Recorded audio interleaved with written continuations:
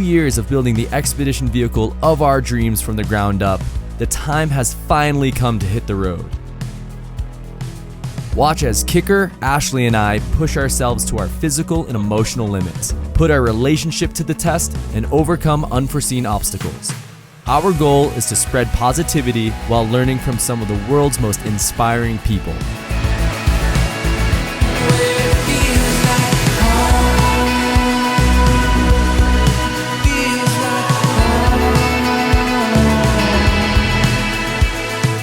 Welcome to Season 3 of the Tiny Home Adventure.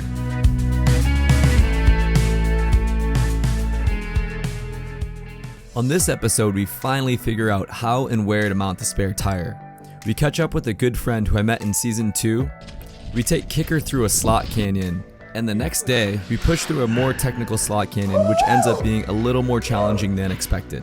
And so much more. So let's dive right in. So we made it back to Josh's shop. We've just got to fix up a few things. But the biggest thing is finding out where the hell we're going to put this gigantic spare tire. Ready? Yeah. 1, 2, 3. The spare tire weighs almost 200 pounds. That's like the size of Ashley. At least it rolls. We spent over an hour going through all of our potential options for mounting it. From the front bumper to the rear undercarriage, on the roof rack, or off the rear wall, which was my first plan. While we discussed, the dogs decided that they weren't getting enough attention. Kicker managed to roll in whatever that is, and Ted too. You guys are both getting it. Yeah, do it for the camera. Oh no! We eventually decided that the least amount of compromise is to create a crane and keep the spare tire on the roof. So Josh just fabricated this system here. Basically, there's going to be a female piece for the end of... Oh, hello. There's going to be a female piece for this that'll receive that. And now it'll be able to swing freely. And then a little crank, some webbing, whoop. Big old heavy tire is going to live up on the roof. Does higher center of gravity, but we've got the tire mounted. It's just up here with some ratchet straps onto our aluminum frame. And then the crane, again, just ratcheted strapped to the frame. This is the receiver. So the tail of the crane goes in that hole. We ratchet everything up on the hand crank everything up, and then we spin it over, boop, drop it there, and we got a spare tire. Whew! So that was a super productive 3-day push. The first time it felt like things actually came together without just like monumental headache after monumental headache. It is so much nicer to be at the shop with like screens on the windows. And actually got bit in the eyeball. And real bedding stuff and a comfortable bed. Just on sleeping pads and sleeping bags, and that way we can get, an extra 2 hours out of the day. And doing other things, so much more enjoyable round this time. But I did have a little PTSD when we pulled up. I was like, oh God, this shop again. I'm gonna punch you in the face. You have an eye that looks similar. We don't need screens on the windows. The mosquitoes don't get me. That's Andrew. Yeah, I made Ashley sleep on like the pavement and then in the yard, and then the sprinklers would turn on. It like wasn't that great of a situation, so Ashley's been a trooper. But we got so much stuff done. We're really, really psyched. Time to hit the road. We got a spare tire. We got a spare tire now. Yep. I think we're pretty much good to go. Yeah. Until the next thing. No, there's no next thing. Yeah. But we've got a lot to do still. But we're trying to get back on the road for a quick trip, and we're super psyched. Thanks for following along. The next morning, we headed to a remote part of the desert and met up with my good friend, John Ross. Literally not another soul in sight anywhere. John Ross, I don't know if you guys remember him from Season 2 of the Tiny Home Adventure. I met him up in Alaska, and he quickly became one of my best friends.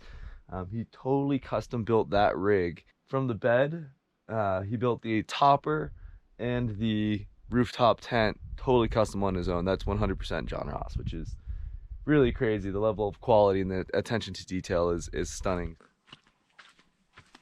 Look at this little puddin' pop just contemplating life. How'd you sleep? Fantastic. Did you? Yep. Good. Here's the sneak peek of his rig. Yes, you're beautiful. I know. Good morning. That's how we do.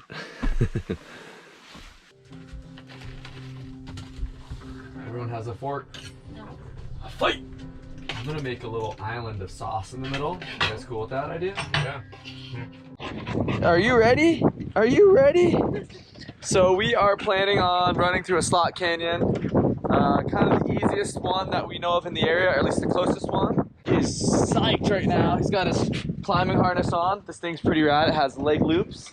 So if we did actually need to rappel with him, which we won't in this canyon, we'd be able to. We also have a couple pieces of webbing on him in case we need to spot him through a climb or something, or haul him up something. But he's pretty easygoing and clearly loves to go on these kinds of adventures. I know some people think that this is animal abuse, but I think that this is the way a dog should live. It's my opinion. Hey, Kicker, do you have a good life? Oh, okay. I'm gonna think, is that a bad sign? You have a really good life, don't you? Good boy. I'm excited to be down in the desert and spend some time in the sun, and we haven't done a slot canyon in like a year at least, so really excited to go do one.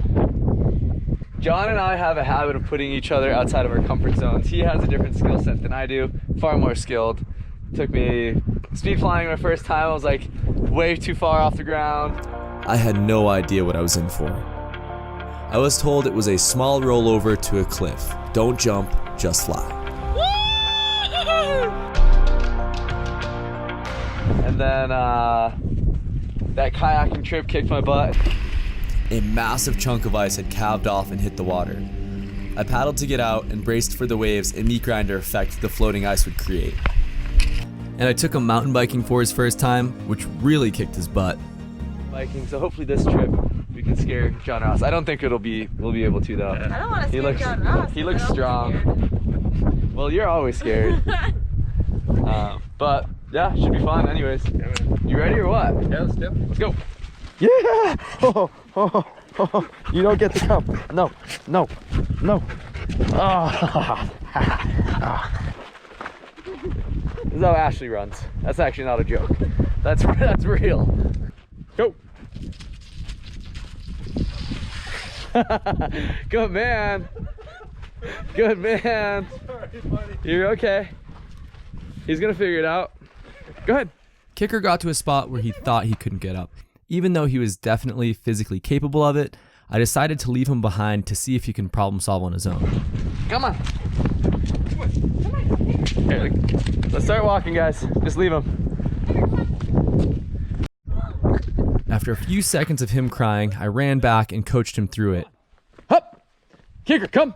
Yes. Come on. Come on. Yes. Good boy. Yes. Good boy. And rewarded him with some positive reinforcement. Good dog. It was so cool to see how accomplished he felt after pushing through his fear. I think this is something we can all really relate to. Are you so proud? Come here, bub. Come here. Good man. Yes. Good man. He's looking around like, uh-oh. This looks like I have to climb again.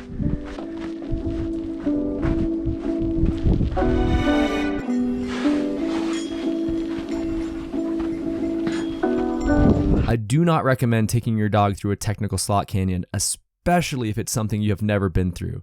It is very easy for dogs to become stuck or injured or just end up in a situation where you cannot get them safely through. So if you're not 100% confident in your ability and very, very familiar with a slot canyon, do not take your dog through any kind of technical slot canyon. There you go. Come on. Come on, you little potato. Yep, go. Yeah, that's a beast of a dog. Beast mode. Go. Yeah. Good. Yeah. That was awesome.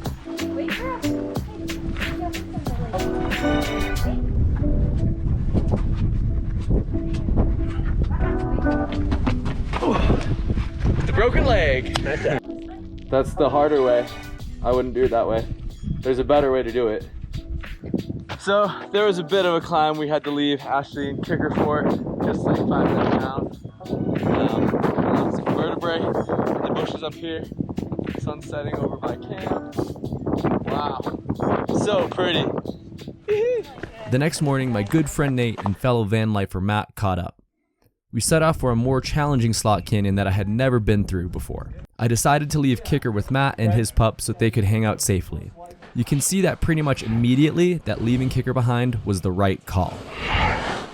Okay, you want to take the back? Hi, babe.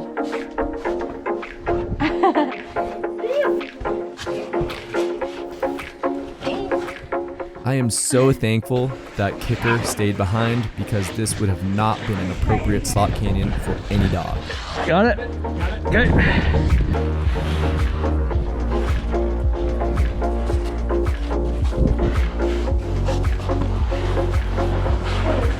He was dropping sand, right? Yeah, there's not much else to do.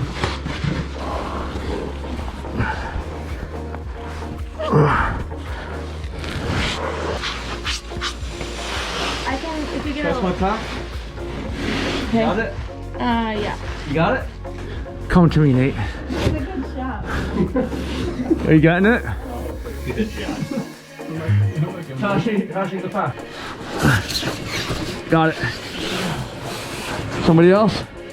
Good job, dude. That was tight, huh?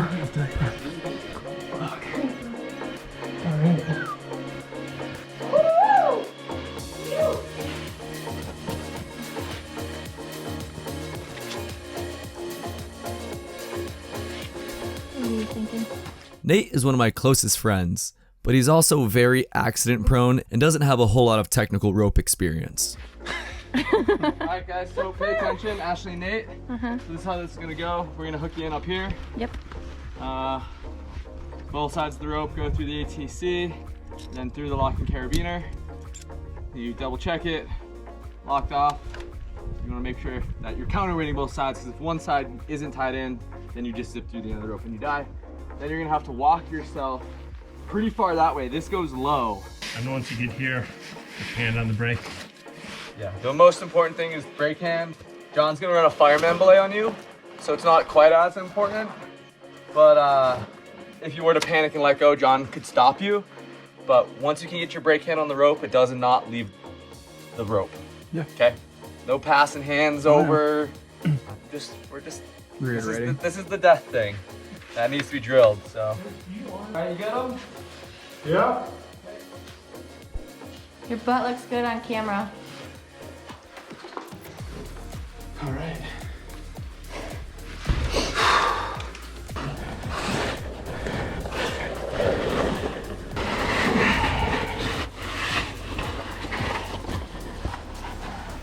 Yeah, that's a rappel.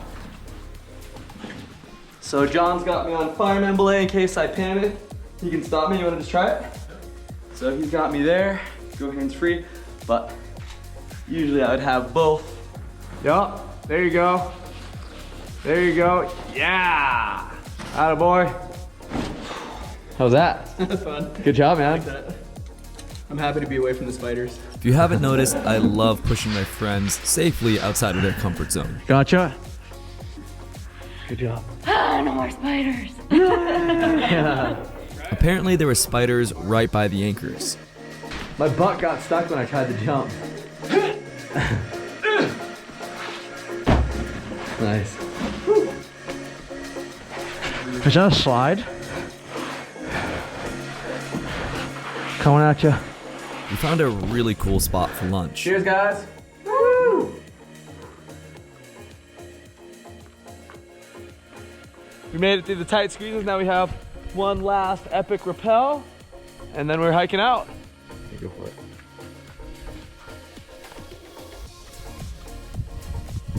All right, Ash. How you feeling? Good. You ready? Yeah. All right. So? Yep.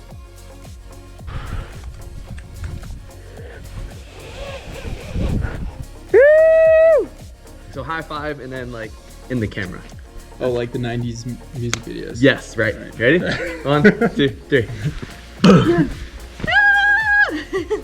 So one of the things I feel like people don't show as after an awesome adventure like that is what it takes to get back to the car.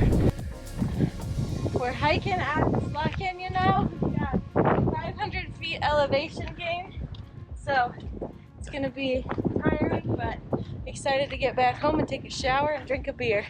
We have like a really kind of intense rock scramble through rotten rock to get back to the car.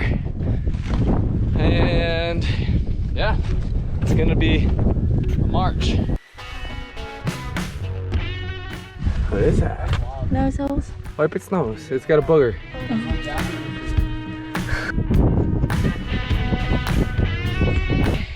Whew, I feel like I've been in a sewer for 10 years and I'm finally seeing the light of day.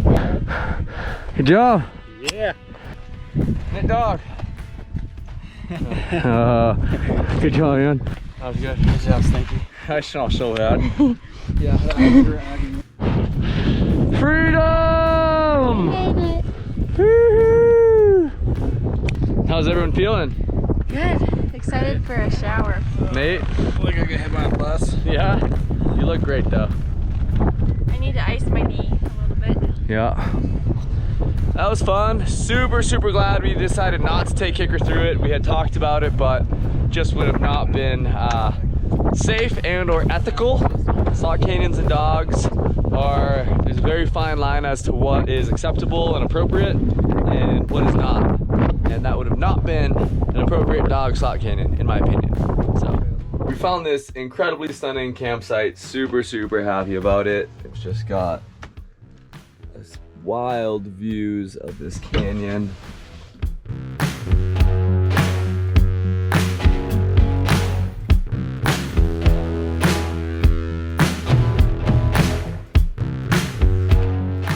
So this campsite is super epic, but there's getting out of here with our high center of gravity.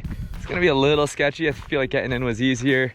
Getting out's gonna be a little gnarlier. So I'm gonna reposition a little bit of dirt in hopes to make it the one little crux point less sketchy.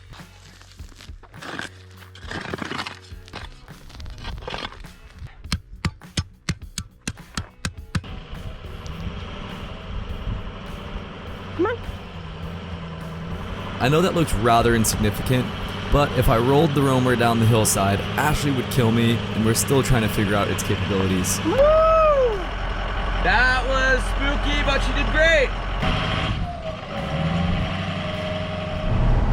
So most of the time when I'm flying the drone, unless it's like really off-road and we're driving, Ashley's driving. She's kind of terrified driving the roamer. We're going 35 and a 60 and she's white knuckle. That's a lot. Heading back up to Park City, pick up some packages and have a ton of editing to catch up on. This will probably be our last stay in Park City for a couple months. So kind of regroup, catch our breath real quick and then hit the ground running. That's the plan. Ash, are you ready? Uh-huh. You ready to hit the road? Yep. I can't take my eyes off the road.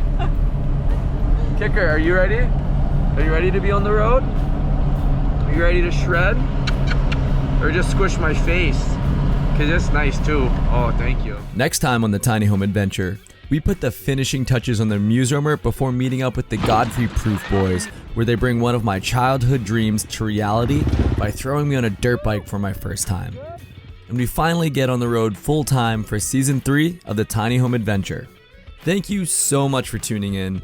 Please make sure to subscribe and turn on notifications, and leave a comment with some feedback or any questions you might have. If you found this episode or any of the other content we create entertaining or informative, please consider joining our team on Patreon. We offer all kinds of great benefits to our patrons, from early access to exclusive content to merchandise and so much more. We're working really hard to create weekly self-produced episodes and keep the literal wheels turning, but the only way to make that possible is with your support. So again, thank you so much for tuning in. We really appreciate you watching, and we'll see you in the next episode of the Tiny Home Adventure. Woo! Yoo-hoo! Kicker, you want to go on an adventure? Huh? Yeah. Also, watch any of these videos, whatever they're doing, subscribe. Definitely turn on notification, that's a huge help, and we'll see you the next time.